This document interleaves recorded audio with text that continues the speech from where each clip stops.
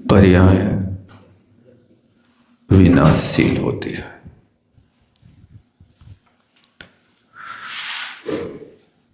ऐसा भी नहीं मानना कि पर्याय क्षणक्षयी होती है। पर्याय क्षणक्षयी होती भी है और नहीं भी होती है। दोनों सिद्धांत को स्वीकार करना। क्षणक्षयी का सिद्धांत सिर्फ बौद्ध मत में माना जाता है। बौद्ध मत वाला मानता है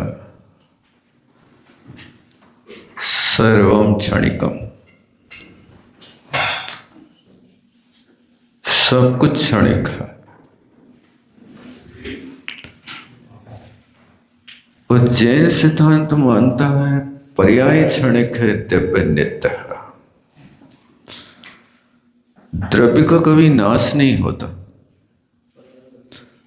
पर्याय विनाशशील है। कुछ पर्याय ऐसे होते हैं जिनमें उत्पाद व्यय तो होता है, लेकिन विभाव व्यंजन पर्याय भी शाश्वत बने रहते हैं। जैसे सुमेरु पर्वत है, अकृत्रिम चैत्यालय है, ये पर्याय है लेकिन शाश्वत है, इनका कभी नाश नहीं होता। लेकिन नर नरकादि पर्याय हैं,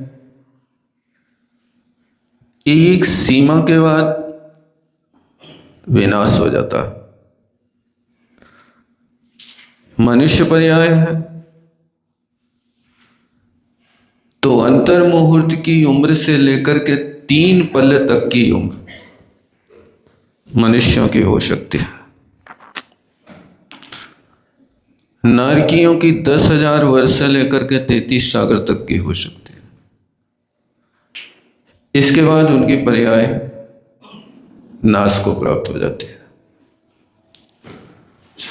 33 सागर से ज्यादा कोई भी पर्याय नहीं टिकती। विभाव व्यंजन पर्याय वाली पर्याय।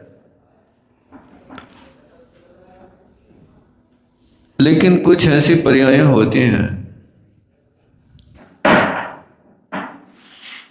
कि जो क्षण क्षण में क्षय को प्राप्त होते हैं। प्रत्येक द्रव्य के अंदर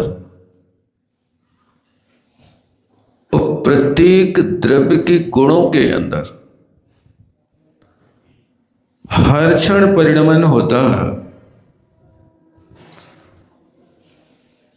उस पर्याय को अगुरु लघु गुणों के माध्यम से होने वाली जो षड्गुणी हानि वृद्धि है वो पर्याय मानी जाती है। वो प्रत्येक क्षण हमेशा विनाश को प्राप्त होती है और उत्पन्न हो जाती है।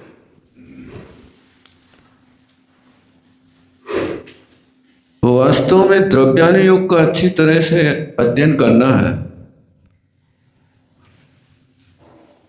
तो द्रव्य गुण पर्यायों को, प्रमाण नय को, निक्षेप को और लक्षण को अच्छी तरह से समझना चाहिए।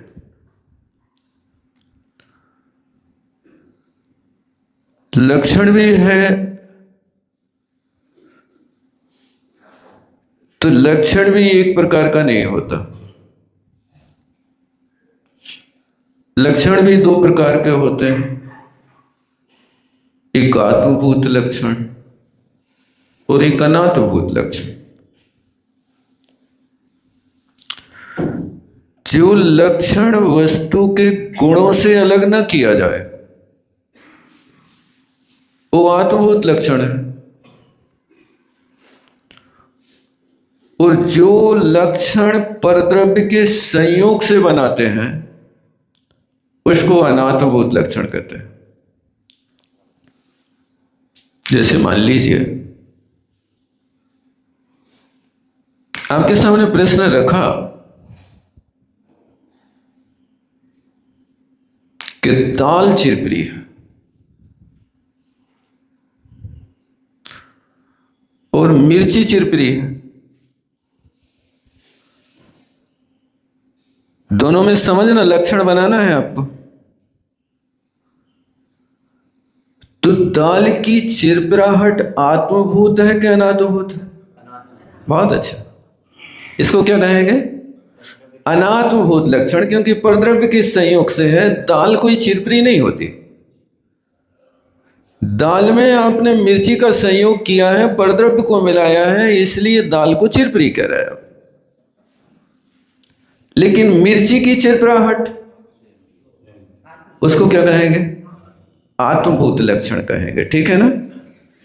अब इन दोनों लक्षणों को अच्छे से समझ लेना। दाल खारी है और नमक खा रहा है। नमक खा रहा है मतलब आत्मभूत लक्षण है। नमक के खारेपन को नमक से अलग नहीं कर सकते, लेकिन दाल के खारेपन को आप अलग कर सकते कि नहीं कर सकते? कर सकते हैं। ये लक्षण आत्मभूत और अनात्मभूत का समझना। फिर आपसे कोई कहे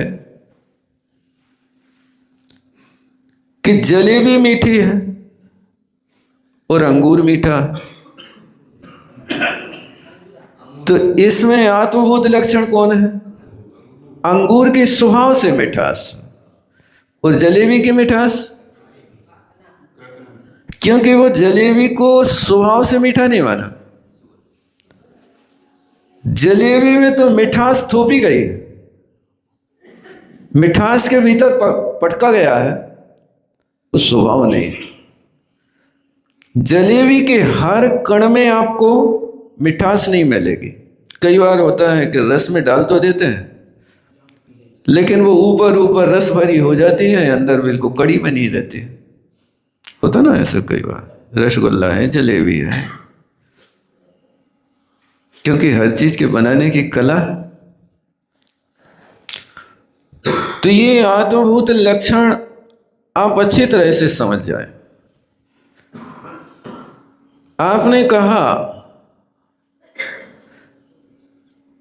कि देवदत्त का घर कौन सा है, तो आपने कहा कि जिस पे काला कौवा बैठा हो वो देवदत्त का घर है। तो क्या काले कौवे को आप लक्षण बना सकते हो? कितनी देर का काला कौवा है बताओ?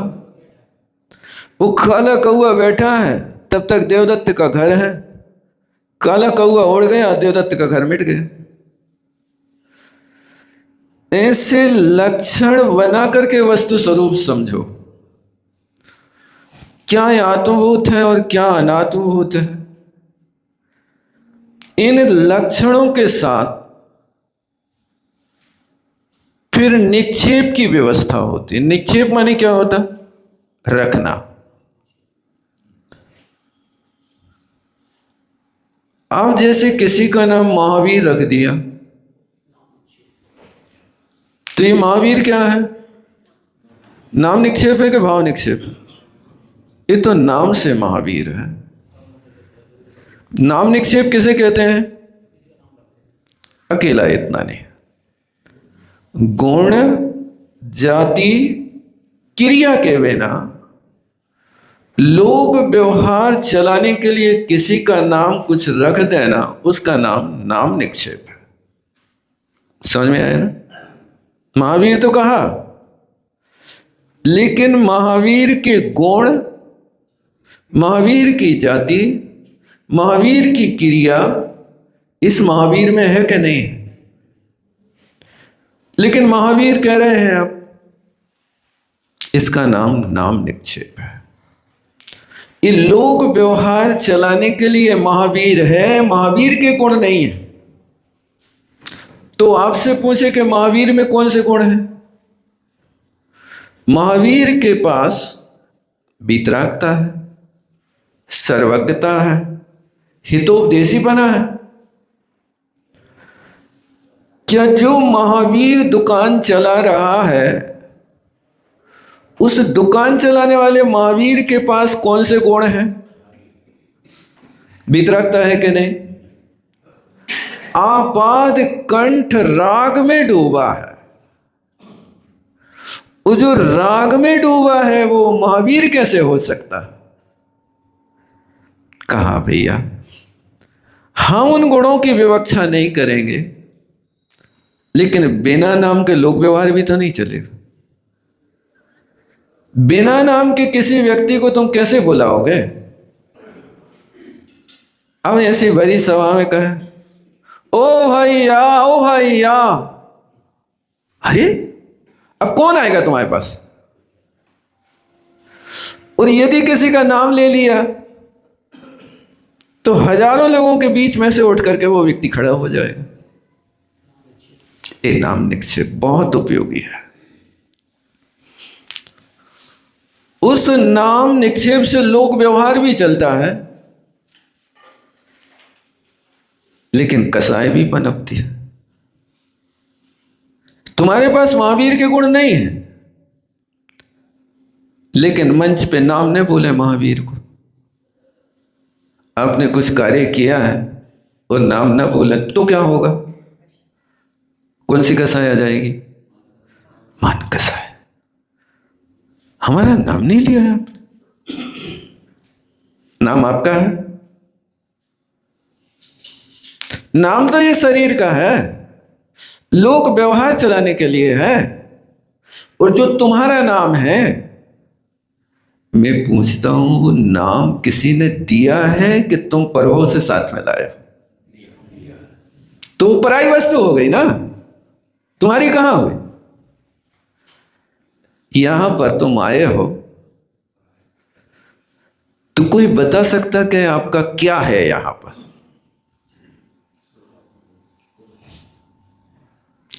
तुम क्यों रोते हो?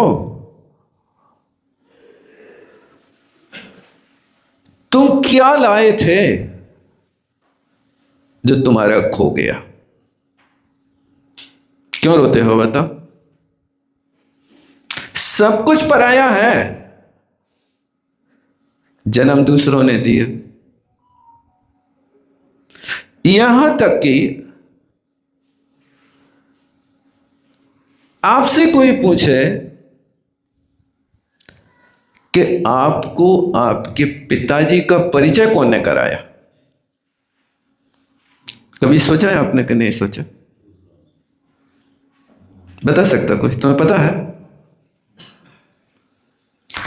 आपको आपके पिताजी का परिचय तो आपकी मां ने कराया है,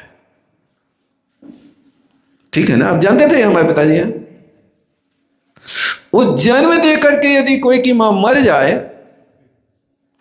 तो मां का भी पता नहीं। लव और कुश के लिए पिता का परिचय कौन ने कराया? वैसा सीता ने नहीं कराया वैसा। लव और कुश को पिता का परिचय उस व्यक्तित्व ने कराया। वहां एक स्थान पर अपनी विद्या सीख रहे थे और विद्या सीखते सीखते वहां पर लव कुश ने बहुत बढ़िया निशान साधा और नारद जी आ गए।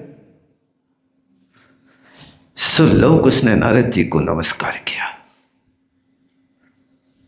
सो लव कुश ने आशीर्वाद दिया, बेटा राम और लक्ष्मण जैसे यशस्वी हो।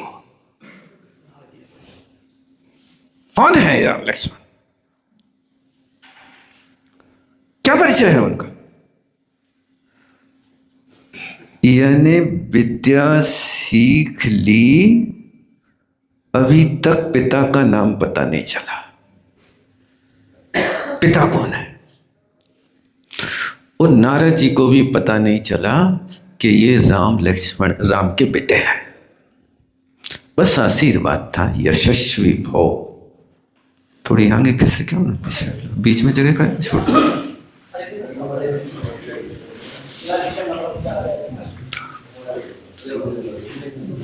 ठंड में घस बस के बैठो तो वैसे ही हो, ठंड में पीछे आने वाले बैठते जाएंगे। जब उनके लिए कहा कि आप राम और लक्ष्मण जैसे यशस्वी हो, तो लवणांकुश ने प्रश्न कर दिया, कौन है वे, कहाँ के? तब नारद जी ने सारी कथा बता दी। बहुत अच्छा, अयोध्या के नरेश हैं, बहुत मर्यादा पुरुषोत्तम राम की कहानी क्या कहें, और रामचंद्र जी के जीवन का पूरा वर्णन उनने जब किया। आज्ञानुवर्ती बेटे, पिता की एक आज्ञा को पाकर के घर का त्याग करके वन चले गए। बाद में बहुत मनाया, लेकिन उनने कहा ये रघुकुल है, प्राण जाए पर वचन न जाए। प्राण चले जाए पर वचन बाधित नहीं हो सकता। राज्य भरत को ही मिलेगा, और भरत को राज्य कैकेयी ने मांगा था, ये बात बिल्कुल सत्य थी। और कैकेयी ने हर जगह भरत का मुख देखा। जब रामचंद्र जी स्वयंवर में सीता का वरण कर लेते हैं, उस सीता ने राम को माला डाल दी, तब उस समय सभा में बैठी कैकेयी ने राम के गले में पड़ती वरमाला को नहीं देखा, लेकिन भरत के मुख को देखा। और भरत के चेहरे को देख करके वो समझ गई कि भरत को कुछ आकुलता पैदा हो गई कि मैं भी तो दशरथ का लड़का हूं, मेरे गले में क्यों नहीं माला डाली गई। और उसके मलिन मुख को देख करके कैकेयी ने तत्काल दशरथ से कहा, देखो भरत मलिन है, भरत को अच्छा नहीं लग रहा, भरत के साथ भी व्यवस्था की जाए। अब स्वयंवर में तो बाजी लगी थी, अब भरत कौन सा धनुष चढ़ाएगा? सागरावर्त और वज्रावर्त तो धनुष चढ़ा दिए, अब कौन चढ़ाएगा? क्या होगा? कैकेयी ने कान फूंके और दशरथ ने तत्काल उनकी बात का समर्थन किया। और दशरथ ने अपनी बात तत्काल जनक से कही, और जनक से कहा कोई बात नहीं, इसी विवाह मंडप पर छोटे भैया कनक की बहन को भी अपन विवाह कर देते हैं। और जनक के छोटे भाई कनक, उनकी बिटिया रत्नमाला, उसको तत्काल उसी स्वयंवर मंडप में ला करके भरत के गले में माला डाल दी। चलो हो गया काम। लक्ष्मण को कोई अंतर नहीं पड़ा, लक्ष्मण तो लक्ष्मण था। और फिर दूसरा प्रसंग बना के जब राम को राज्य की घोषणा हुई, तो फिर इसके बाद एक प्रसंग आया। दूसरी रामायणों की अपेक्षा तो मंथरा सीख देती है कि राम राजा बनेगा बेटा तो तुम नौकरानी बन जाओगे। और जब से महारानी की बुद्धि में नौकरानी की बुद्धि आई है, तब से घर का बन हो गया। ध्यान रखना, आपको अपनी बुद्धि संभाल करके रखना है। तो सलाहकार कैसा है, इसको पहले अच्छी तरह से पकड़ना। यदि सलाहकार आपका मंथरा जैसा होवे, तो समझ लेना कि हमारे घर में अब दीवारें खड़ी होने वाली हैं, घर का बन होने वाला है। और आप लोगों के लिए सलाह देने वाला शकुनी जैसा मामा होवे, तो समझ लेना कि अब हमारे घर का नाश होने वाला है। शकुनी जैसे व्यक्तित्व की सलाह को कभी स्वीकार मत करना। कोई कितना भी बड़का है, तुम तो हो जाओ भैया से अलग, तुम ही तो कमाऊ पूत हो, तुम ही तो कमाते हो, तुमने कमे हो तो एक घर मिट जाए, सब भीख मांग।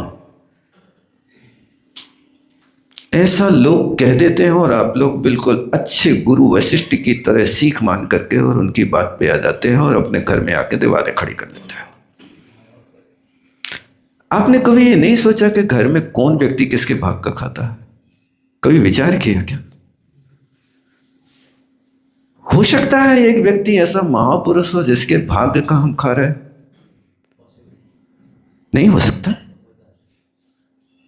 आचार्य भगवान जैसे प्रभावक साधु सा हो जाए तो सारा देश धर्मात्मा बन जाए।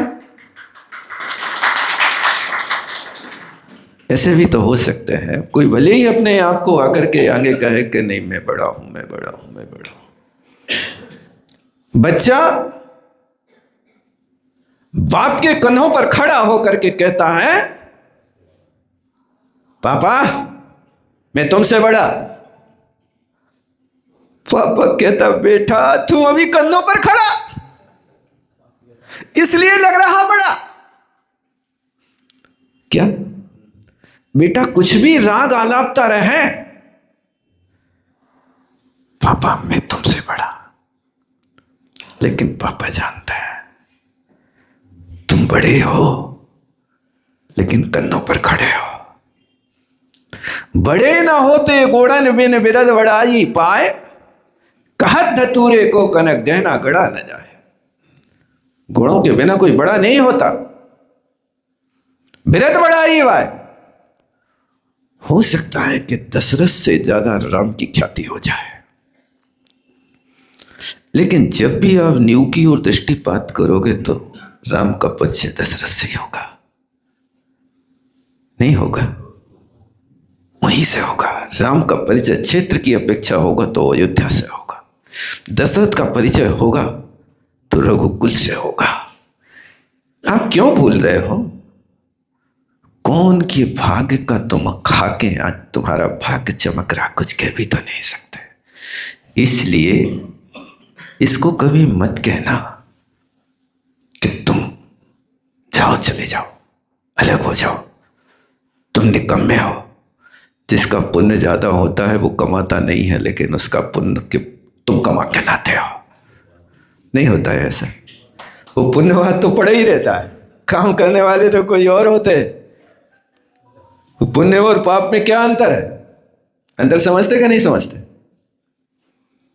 बड़ी सरल परिभाषा है। एक टोली में सवार है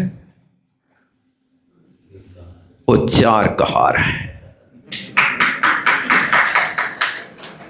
क्या? डोली में एक सवार और 4 कहार। अब बताओ पुण्य किसका? सवार का के कहार का? एक पुण्य को 4 ढोरे। देखो तुम, आप भी मटकत जा रहे, नींद ले रहे, घुमनिया ले रहे, और ये कंधा बदल रहे, जूता फट रहा है, नहीं हो रहा। एक शिखर जी की वंदना करके यार तो 4 कहारों के जूता कट जा। 27 किलोमीटर चल के देखो बेटा, एक टार्च पूरी जल जात, नहीं जल जात। घर में तो 2 महीना चला ले तो, लेकिन शिखर जी के पहाड़ की वंदना करवे जाओ, वो 2 बजे से टार्च जलाओ, सुबह 6 बजे तक डिस्चार्ज। दूसरे दिन सेल बदलने पड़े। वो चार्ज वाली टार्च होए तो शीतल नाली तक खत्म हो जाती, आगे नहीं बढ़ती। ये पुण्य और पाप को समझ रहे कि नहीं समझ रहे? जो पुण्यवान होगा वो डोली में सवार होगा, डोली नहीं ढोएगा, बैठा जाएगा। और जहां पाप होगा वो वहां पर कंधा लगाएगा, ढोएगा। अब शिखर जी की वंदना कौन ने कराई बताओ? कौन ने कराई? सवार ने के कहार ने? उस सवार ने पुण्य का एक छिलका निकाल के फेंका। ले 5,000। 5,000 क्या थी डोली? 7,000 की आती है। ये 7,000 कहां से आए? कहां से आए? पुण्य से आए। और 7,000 में किन को बांटा? 4 लोगों को, कहारों को। कहारों को बांटा कि डोली को बांटा? डोली भी 4,000 5-7 हज़ार में ऐड है, क्योंकि डोली भी तो 1,500 की आती होगी ना, नहीं आती होगी? आप किराया देखते हो, लेकिन गाड़ी घिसी कितनी, तेल जला कितना, टैक्स लगा कितना, इनको देखते कि नहीं देखते? ये भी तो होते हैं ना। ये पुण्यवान व्यक्ति बैठा ही रहता है। तुम्हारी दुकान चल रही है और घर में कोई बैठा है तो कहना मत निकम्मे हो, कहना वाह क्या तुम्हारा पुण्य है। तो घर में सिंहासन पे बैठे रहो, हम आरती उतारते रहेंगे, बस हमारी दुकान तुम्हारे पुण्य से चलती रहे। नहीं कह सकते, तुम बैठने नहीं दो, लेकिन इतनी सुइयां चुभाओगे उसकी छाती में कि उसको उठना पड़ेगा। हुआ ऐसा एक बार भाई साहब, एक पिता के 4 लड़के थे। एक जुआरी था, एक पुजारी था, एक व्यापारी था और एक अंधा था। याद रहेंगे ना? जुआरी, पुजारी, व्यापारी और अंधा। अंधा नेत्रहीन। ये 4 लड़के थे। अभी तक पिताश्री कमाते थे, चारों को पालते थे, बड़े प्रेम से चलता था। पिता की क्या वैल्यू होती है घर में, उसका पता करना है तो आप अपने शरीर के अंग से पता कर लेना। एक दिन अंगूठा के बिना 4 अंगुलियों से अपना गुजारा करके देखो। हाथ में अंगूठा पिता के तुल्य होता है। अंगूठा के बिना 4 अंगुलियों से काम करके देखना। भोजन का ग्रास बना के देखना, वही सब 4 अंगुलियों से। कलम चला के देखना, वही सब 4 अंगुलियों से। 4 मिलकर के कलम नहीं चला पाओगे क्या? नहीं चला पाओगे। भोजन का ग्रास नहीं बना पाओगे। चम्मच तो पकड़ सकते हैं ना, अंगूठा के बिना चम्मच पकड़ के मुंह में डाल दो, देखो पकड़ के ले आओ चम्मच, नहीं हो पाए। कलम चला के देख लो 4 में से, बस एक बीड़ी है कि बीड़ी पकड़ सकते।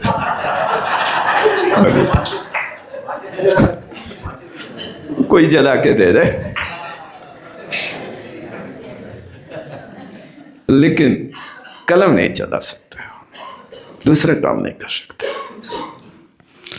हर क्रिया के लिए अंगूठा अंग है, हर उंगली का सपोर्टर है अंगूठा है। देख लेना कोई चीज प्रैक्टिकल करके घर में जाकर के। उस शरीर में दम लाना है, अंगूठा के दबा के मुक्का बनाओ तो वहां हाथ हथियार बन जाए। क्या? अंगूठा को दबाओ और हाथ को कोई की पीठ पे मारो तो हथौड़ा को काम कर जाए, हाथ हथियार बन जाएगा। और अंगूठा को बाहर निकाल के मारो, देखना आप, ताकत नहीं आएगी।